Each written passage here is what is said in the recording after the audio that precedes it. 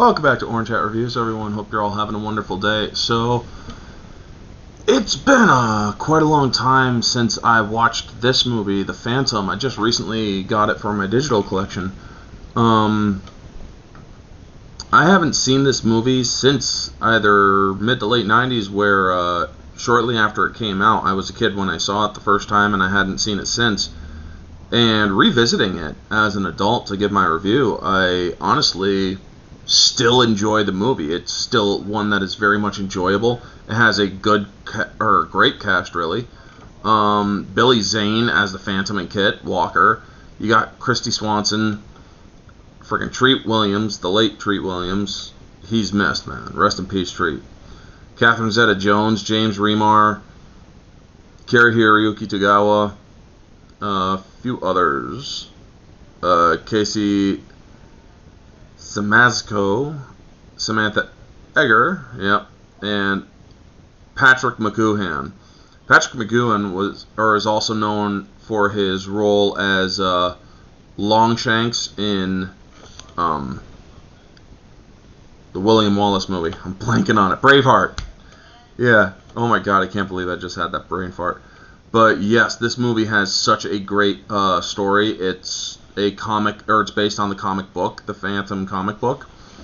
And I really do, I mean, they brought it out. The suit, the guns, the wolf, the horse, the jungle, the ghost who walks. It really is such a great story, and Billy Zane plays the character in such a way that he almost sometimes forgets that he's incognito when he goes to New York. This movie doesn't take place in modern New York in the 90s. This movie takes place in 1939, where the World War is just about to kick off, or the second one is just about to kick off. And so you have also Catherine Zeta-Jones, who plays a somewhat bad guy, but kind of turns to a good guy, really. Kristy Swanson is the love interest and also semi-damsel, but not so much a damsel, because she is very adventurous, really. And she does it so well in this. I honestly do appreciate how she acts, because she's a person who does good for her family and helps them, because her uncle is a newspaper runner, and Treat Williams is the bad guy. Treat Williams' acting in this is so over the top that it just freaking works. He plays a psychotic sociopath who is also power mad. And when somebody betrays him or pisses him off, he kills him. He has no problem doing it. But he also does recognize danger in certain situations, which is also a nice touch, because he's sociopathic in the way that he doesn't care about inflicting damage. However, all he cares about is giving himself more power. That is the only real thing he cares about. However, he does feel fear and whatnot. So his psychotic nature and his over-the-top nature, especially near the end of the movie, it gets so great. It's fun to see. They played it where he is basically a comic book villain, where he is over the top, that was intentional, and they did such a good job with it. The ring, my God, I remember when I was little, I wanted that ring so bad, the Phantom ring, and I've been looking for a suitable kind of prop that looks like it, but there's never one in my size, because I have big hands. And so these rings that I have that you see on my fingers up here, they're size 16. So getting a size 16 ring, like a movie prop, is pretty hard to come by, you know? And when they do the detail on his suit, the Phantom suit, it really is very intricate and very cool. You have your comedy moments as well. You have your serious moments. And this movie it's sort of a kind of like a 30s Batman, except that this guy is mostly cute to the jungle, and he only comes out into the world when jungle affairs go out into the world, which is the Skulls of Tuganda in this movie, where he has to find them and make sure that they don't fall into the wrong hands, and they possess extreme abilities, or when they are combined into three, or when all three of them are combined: the gold, the silver, and the jade, and the precious gems as the eyes. And believe me, I would love to get my hands on those things, prop wise, because oh my gosh, they were so beautifully ornately done. But going back to the story, you have such a great premise for this movie. Even though it's only an hour and 40 minutes long, you have a solid first act, a solid second act, and a solid third act. Objectively, yes, you have a few things that are wrong with this. You have or you might say that the acting could be a little bit toned down. However, it was the director's vision that wanted Xander Drax's acting to be more over the top, especially when you deal with Kabai Sang, who is part of the Sang Brotherhood. I remember when I was little, I always thought it was the same Brotherhood, and I'm thinking to myself, I never really put it together until I saw it later, you know? But yeah, having Cary Hiroyuki Tagawa, who played Shang Tsung in the 90s Mortal Kombat, he did a great job in this one too, where he plays a pirate lord, and he's unabashedly evil. The sharks that they have as sharks in this, or in the final climax of the film, let's just say you can tell those are fake. You can tell those are very fake, because sharks don't swim side by side together the way that those sharks do. Oh my god, it was just, or some things were just bad in this movie, and other things were great in this movie. It really did a good job with it. Some of the biker stunts where they have police on motorcycles, I'm thinking to myself, 1939 police officer motorcycles.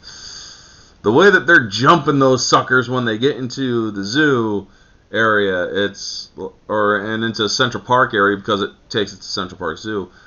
I'm thinking to myself, yikes, because it just was weird. And also Billy Zane, where he talks to the ghost of his father, is also a great story, because it does the narration, or his father is the narrator of the film, and yet he is corporeal only to his son. Nobody else can see him.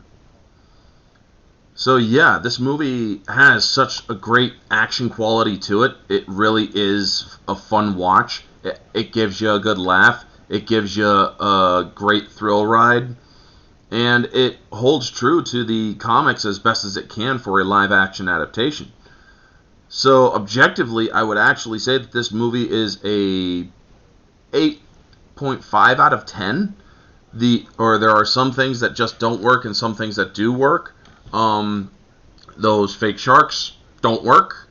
However, they're not on screen a total lot, but they are on screen enough to have a point in the film. Also, the score is absolutely amazing. The score is brilliantly done. I wonder who does the score. I didn't look that up, but I can look it up now for you all. Score for the Phantom movie. Or who did the score for the Phantom movie? Who did the... David Newman. Okay, so yeah, David Newman does the score, and I thought that the score is very memorable, folks. It is a nice instrumental score that is put in. It has the adventurous tone, it has the lighter tones, it has the romantic tone. Even though there is no true romantic setting of this film, it does a good job at understanding that these two characters who knew each other will find each other again after the events of the film. There doesn't have to be a sexual relationship. One of the things I do like about this movie is that there was no sexuality in this movie.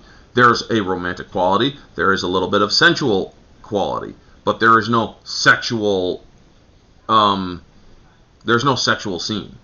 And that is actually something that works for this movie because it is a comic book movie. It is one that can also be shown to kids. And I think that it is really well done. The stunts are also very well done. When you have Cowboy Sang freaking doing a side flip over a railing to fight the Phantom, and also him stabbing one of his own men, it's like, it's my fight, you know? It really is great, and all the actors top job in this, especially Catherine Zeta-Jones, because I don't think she really came in, or I think this is either her first or second movie where she does a noticeable role, because she was a newbie when it came to The Mask of Zorro, in which I believe came just before this one, and then she was on this one, so this is one of her earlier films, and she does a good job with it, you know? So, yeah, subjectively, I absolutely love this movie. It is a 10 out of 10. It was a lot of fun revisiting it. And Treat Williams, man, playing the bad guy, Treat Williams. Treat Williams played bad guys in the past with other movies, but this one where he gets to play an over-the-top bad guy, he really did a great job with it. Billy Zane playing the hero, he does a wonderful job playing the Phantom. I think that he did a great job with it. He played it very well. I remember seeing his first movie, which was, I do believe, Critters, or at least that was the first movie that I seen him in, because he was a lot younger in Critters. I mean, that was 11 years or 11, 12 years before that. But yeah, Billy Zane is a great actor. I haven't seen him much around nowadays, but still, he did a wonderful job in this. The director, Simon Windsor, I think he did a good job with this as well. The movie is well directed. It has great set pieces. There are some things you will not believe. I mean, when the Phantom is hanging on to the airplane and basically holding on from New York to the Bermuda Triangle, essentially, no way in hell that he would have held on, or that anybody would have held on to a plane that long. Especially with the cold air and whatnot, it just wouldn't have worked. But still, that's part of the objective quality. It's like, how do you explain that how do you explain that working, you know? So it does kind of make you wonder, is there a more supernatural aspect to the Phantom and his bloodline? Anyway, moviegoer, this movie is a lot of fun. It's action, it's adventure. It works. And so that is also a 10 out of 10 mark. So yeah, that is going to be the review, folks. Thank you so much for tuning in. If you like this video, feel free to like, comment, subscribe, share, all that jazz. Check out the playlist that is over here on the left side of the screen, where you can find more reviews of movies that I've done, shorter and to the point. And yeah, check out the other video that is recommended to you. Anyway, this has been Orange Hat Reviews. Have a wonderful day. Stay humble.